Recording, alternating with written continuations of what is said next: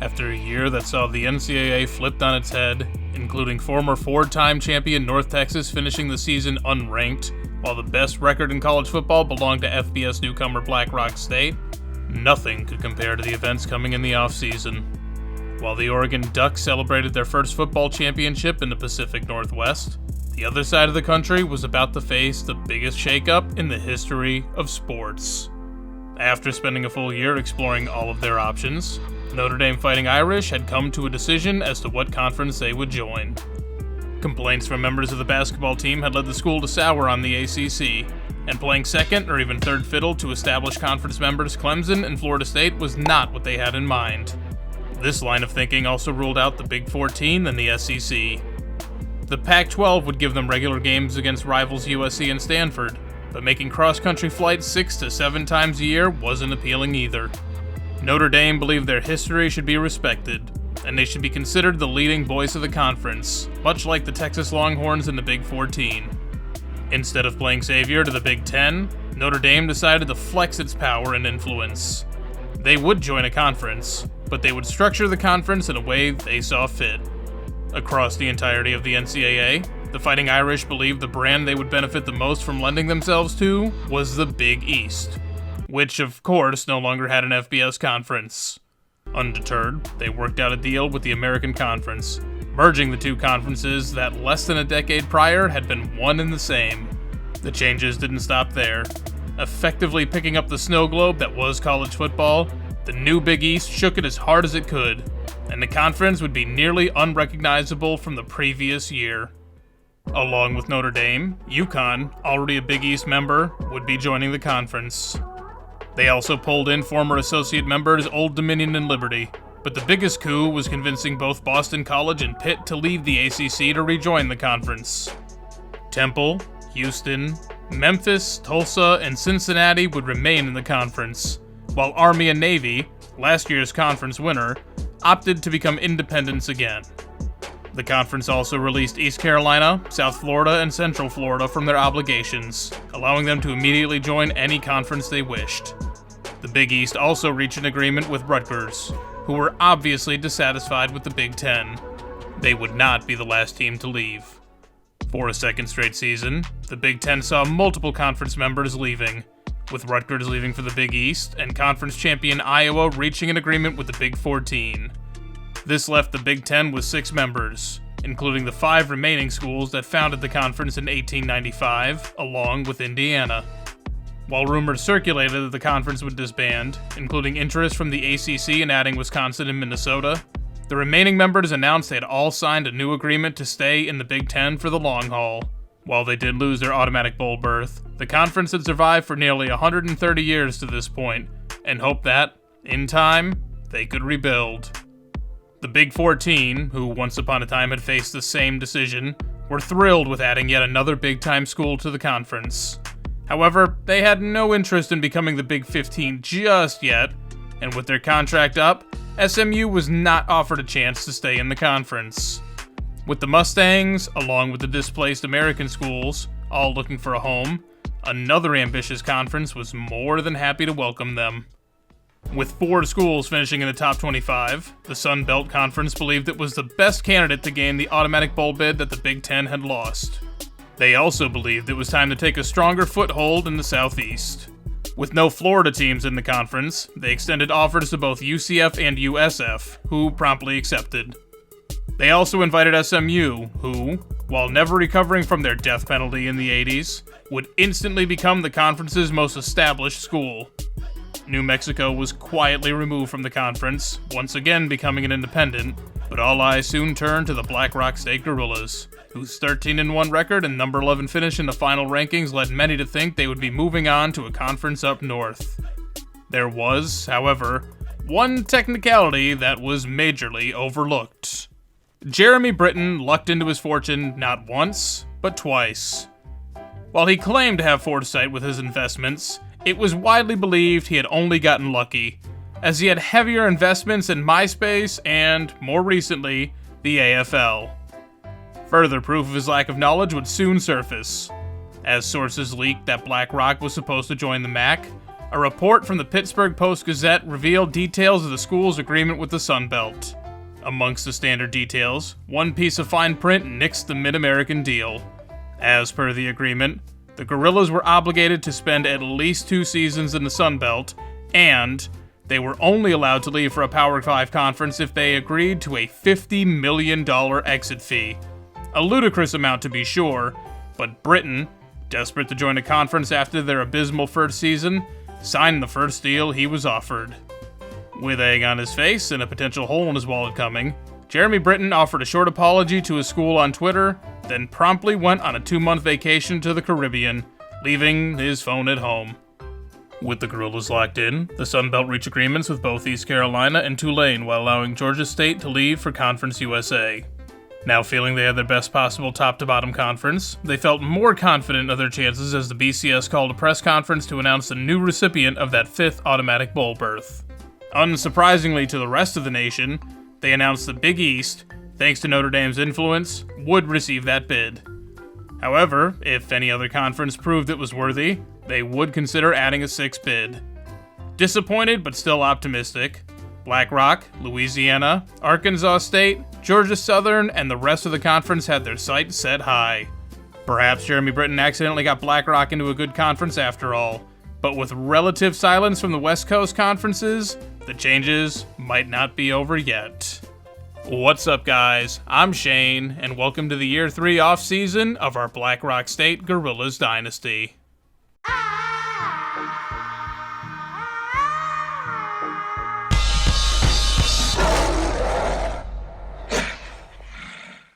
So yes, we will be staying in the Sun Belt Conference because, again, the guy who founded this college was lucky, not smart.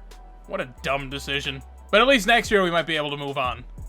Now first, before anything, I'm going to throw it back to myself in the past, and we're going to look at the All-Americans, because I forgot to do that. All-Americans, we actually did have a couple of them. Tanner Shellman, obviously, he won the Heisman, he makes it. Let's see, we got Owen and Billy Bob both making it for North Texas, so that's good to see. We also had Erickson, he won the award, so of course he's first team returner. Second team, we got LaMichael Owen on here, that's not bad.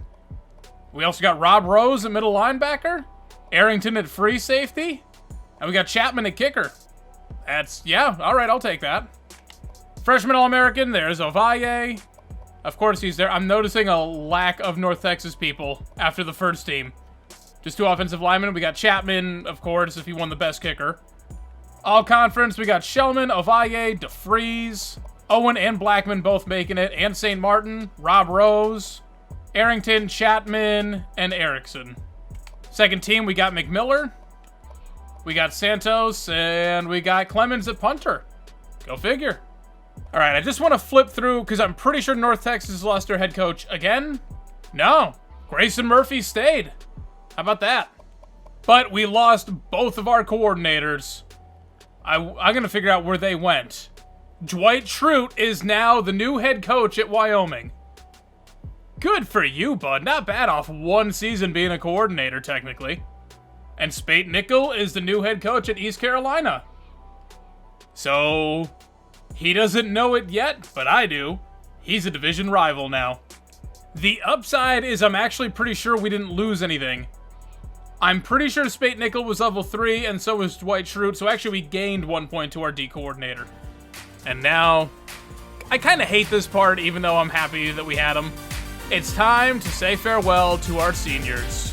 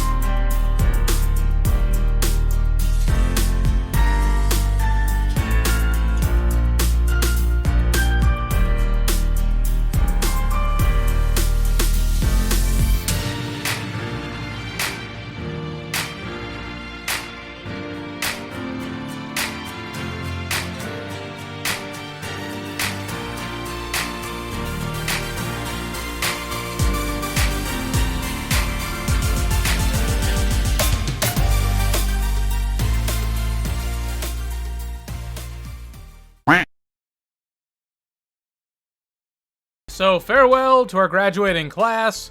But again, Rob Rose, Garrett DeFries, they're sticking around. They're going to be our new coordinators. But because we got a new offensive coordinator, that means we're going to be switching playbooks. And we will be running Utah State's playbook. I have no idea what that's going to result in. Is that the one I ran that one time with North Texas and we got completely destroyed on that? Oh no, next year is going to be bad. I'm going to have to fire DeFries.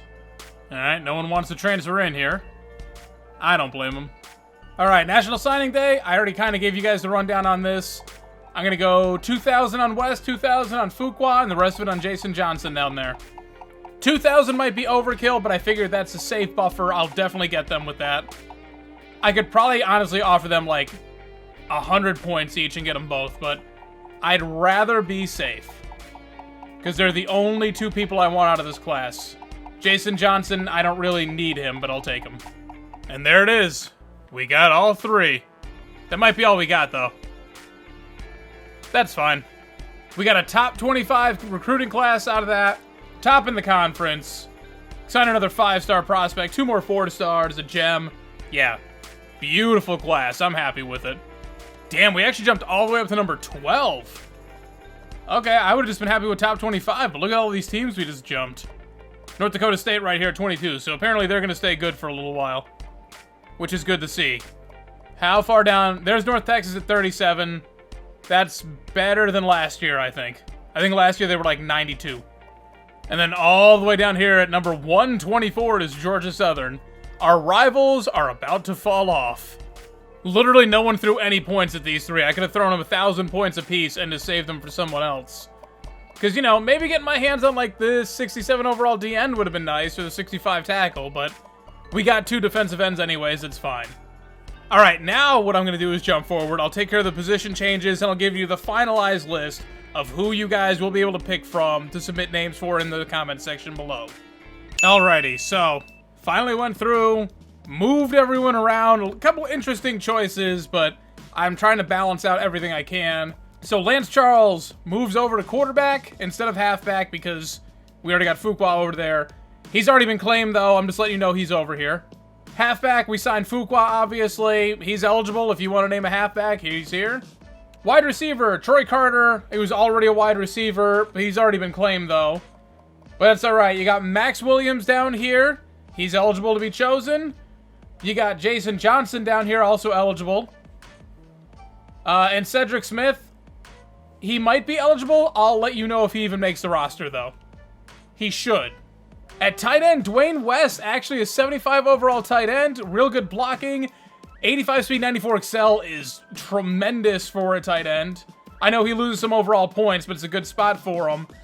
But if it comes down to it and we don't get one, he also makes a pretty good fullback. 79 overall wide receiver, 74 fullback, and a 78 halfback. So he's flexible, but for right now, I think tight end's a good spot for him.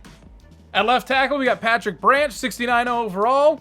He will be taking over for Ellis, unfortunately, but you had 1 year to start. I'll probably let you catch a red shirt. It just, unfortunately, it's just a low overall player. Left guard down here, we got Carr. Don't let that fool you, though. As you see, there's 2 seniors ahead of him. He'll catch a red shirt this year and be a starter the next season. At center, we got Xavier Warren, but he's already been claimed. We also have Bill Royal behind him. He will probably catch a red shirt, so he might be a long-term starter. Right guard, we got Steve Horn, again, already claimed. D-end, we got Simon Garcia. He's available. He will not be starting this year. He's going to catch a red shirt. Wait for Sully Blackman to finish out his tenure, and then he'll be good to go. D-tackle, I took George Blair, moved him over because he went up to a 70 overall. Honestly, I almost put Garcia over here instead. He went up to like a 72, or 74, I mean. So he would have been the number 2 defensive tackle right there. But I'm going to put Blair here. I think it's a good use for him. Left outside linebacker, we got Billy Freeman. He's probably not going to be starting for us, but again, a red shirt, and he'll be good to go after that. Cornerback, we got Ben Whitaker, the JUCO, coming in. He's already been claimed. And we also got Jermaine Bailey, who's also a JUCO. How did I end up with you? Strong safety, David Reed. He's already claimed, by the way, but I thought he was going to be a running back or something. His best overall, he's actually like an 81 wide receiver, but we don't need another one of those. Clearly, we could use him at strong safety, though.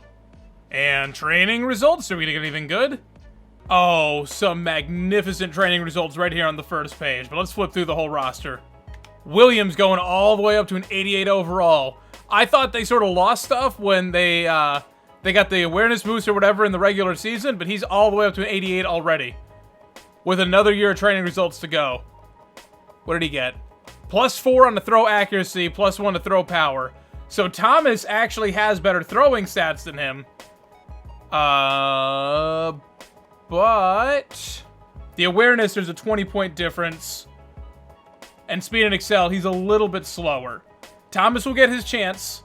We're going to ride it out with Williams the next year or two, depending. It should be the next 2 years. I don't think he's going to declare. Hopefully Thomas stays on the roster. And then he will get a chance to start for a couple years. Chappelle getting a +5 down here as well. And Jahi Evans getting a +6. Rico Owens getting a +7. Swim Taylor getting a +5. So, whoever you think should start, I don't know. I mean, he got a +3, so he's got an 86 excel, 88 speed. Swim Taylor is definitely the faster back. They'll both probably see the field a little bit this year. Dak Sway gets a +4, but more importantly, +5 to impact blocking. And his pass blocking is 85. No wonder he's always playing defense or offensive line for us. Murphy with a +5, Omer with a +4, Ovalle with a +5, Rose with a +5, and Logman with a +4. Deasy getting a +6. And Landgraf and Kendricks, that's what I'm looking for out of my lower end tight ends. +5 right there. They're in the 60s now. Ellis gets a +4 to a 67. He'll catch a red shirt. You know, he's not going to start this year. He might find a spot on the line at some point. Left guard King with a +5. Davidson getting one too, but I am not going to miss you starting for us. Connor getting a +7. That's incredible for my backup. The right guards. Hickman, he started off as like a 52 overall, so now his redshirt sophomore season, he's borderline respectable. Chapman only getting a +4. I moved him over to tackle, so he lost some overall points, so if he'd kept that, he'd be a 74 center, but still worse than the freshman. At least I put him over here where he can start. Left end, LaMichael Owen up to an 81 overall now.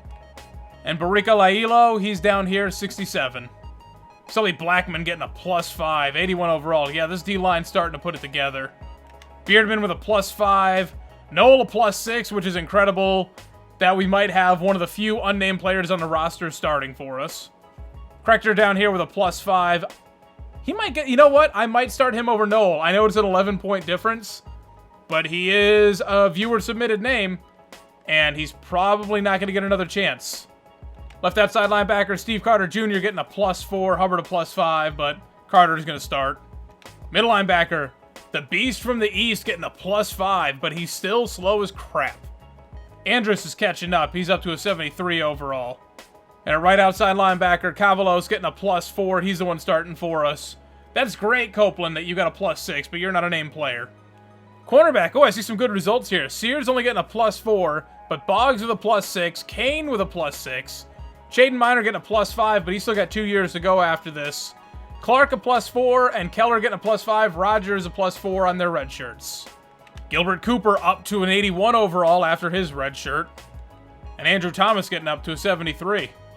Adkins and Welter only getting +4s. That's unfortunate. They're not going to be starting for us, but Adkins might have a chance by his senior year. Chapman a +5, 90 overall kicker. Did his kick power go up? That's the important question. His kick power went up to a 98. We're not going to be short on these kicks anymore, guys. And Clemens up to an 86. So we're going to need a punter, though. All right, now as far as the Deshaun Gaddy Award goes, I think based on the training results we got, I'm going to limit it down to 4 candidates for you guys. And you can pick whichever one of those 4 you want, but I think I got to limit it because otherwise you're going to nominate whoever your own player is. So I think the obvious choices are Ovalle. He made some tremendous, deep bombs. I mean, he had 3 catches and went for over 75 yards. So I think Ovalle, LaMichael Owen, Sully Blackman made some plays down the stretch, and Kenny Beardman. I know Kenny Beardman might not benefit the most from anyone, and I know that's 3 defensive linemen. The problem is most of our big playmakers were all seniors. Like, Rob Rose was great for us. Tanner Shellman won the Heisman, but these guys were seniors. So even someone like DeFreeze couldn't get it. I think for this season, I think those are the 4 nominees. Now, I'm sure someone like Mike Deasy in the future will be really good, and next season he might be considered for it, but I think just based off this season, I think those are your 4 nominees. So let me know in the comment section which of the 4 you think should get the Deshaun Gaddy Award. Alright, I gotta cut 3 players. It's not gonna be anyone named. I got a backup kicker, and I'll just find 2 other scrubs somewhere. Alright, you already know what I'm gonna do with the conference realignments. I'm gonna reset my skill tree here, though. But only because I'm not gonna put 2 points here. I'm gonna put 3 points into the opener. I think I'm just gonna keep the 1 on Royal Treatment. We'll only have 1 on the closer. It's risky. I think we'll get 1 point. I don't know if we'll get 2. But I'd rather have more points in the beginning of the season and try and sign people before we get there. Alright, in the preseason, and I just want to go over a couple things real quick before we wrap up this episode. Now, you guys know I love my red shirt, so of course the incoming freshman quarterback, he's going to get a red shirt. This way, we'll have it staggered. We'll go Williams, we'll have Thomas a couple years, and then after he's done, we should have Charles, assuming nobody transfers. Halfback, we put Fuqua there. If he transfers out, we'll live. Wide receiver, here's where I'm getting a little sketchy, but I'm going to redshirt Murphy. We're only losing 2 overall points. That's not terrible. He's very fast, so I'm going to miss that. I don't think he's draftable until he gets to like a 93, 94 overall. But at least by doing this, he could potentially be an 89, 90 overall. Maybe he's got an outside shot at getting drafted. In 84 overall, he's not getting drafted no matter what. Plus, with all the people coming in, we'll redshirt him. We'll have Carter starting. But then next year when Murphy comes back, we'll redshirt Carter. Or Williams, one of the 2. And of course, these guys down here are getting red shirts. Tight end, we're actually going to redshirt Kendricks because maybe he can be respectable someday. Left tackle, I'm actually going to redshirt Branch. I'll give Ellis 1 more year of starting. After that, he's probably done. But I figure we'll take advantage of the fact it's only a 2-point difference. And just in case we sign a really good left tackle, you're not going to be too attached. Left guard, Carr is catching a red shirt. Center, Bill Royal is. Right end, Simon Garcia, of course he is. And D-tackle, I'm going to give Blair the red shirt. I'm going to start Krechter over Noel. Noel will be our backup still. But again, Noel is not a named player, so I'm not going to start him over any of these other guys. Outside linebacker, we're going to redshirt Freeman. That's kind of why I brought him in. At cornerback, the only one I'm going to redshirt is Clark. We should probably redshirt someone else, but honestly, Sears, Boggs, and Kane will all be gone after this year. Whitaker, I don't know, maybe I should redshirt him. But he's pretty good. He's got some good speed. Let's redshirt him. So we'll have Whitaker and Clark. It'll be basically the same corners as last year. We'll just have Keller and Rogers both off red shirts. Jerry Welter is going to catch a red shirt. Just hoping that he sticks around a little bit longer. And as far as the schedule, it's rated to be, and you'll see what I have in a second. Downside of having a 14-team conference is that we only get 3 out-of-conference games. We're going to go at... No, see? There we go. This was glitching on me earlier. Home for North Texas. Did I get that right? Yeah, we played at Denton, right? I'll double check that. We'll flip something. At North Dakota State. At Texas State. Home for Arkansas State. At Minnesota. Home for South Alabama. At Coastal Carolina. Home for USF. We're just alternating all the time. At Georgia Southern. Home for UCF. At Troy. Home for Spate Nickel and the East Carolina Pirates or Buccaneers, whichever one it is. I always get it mixed up. If it comes down to it, I will swap North Texas and North Dakota State. I'll double check and see which one was home last year. But this is going to be our schedule. I actually wanted to do what I did with Kansas, where I just have a bunch of bye weeks in a row. But we can't do that. So we're just going to have the 1 opening week. That'll give me some time to set up the recruiting board before we get into the actual games. All right, no, so we're going to be at Denton again. That's right, we were home last year. And then we're going to be home for North Dakota State. You know, let's just be at for both of them and home for Minnesota. This way I get a little bit of a bump to the strength of schedule. Why not? I welcome the challenge. But that'll be it for this episode. Next time, you'll see all of the new recruits we got coming in. It might take me a couple extra days, so I gotta wait for your guys' input and all that stuff and then have time to record it, but it'll be a fun episode next time. So, thank you guys so much for watching. If you liked the video, please be sure to hit like down below. If you want to see more from me, be sure to subscribe. Hit that notification bell to get it delivered directly to your inbox every single time I upload. Any thoughts, suggestions, whatever you may have, leave all that down in the comment section below.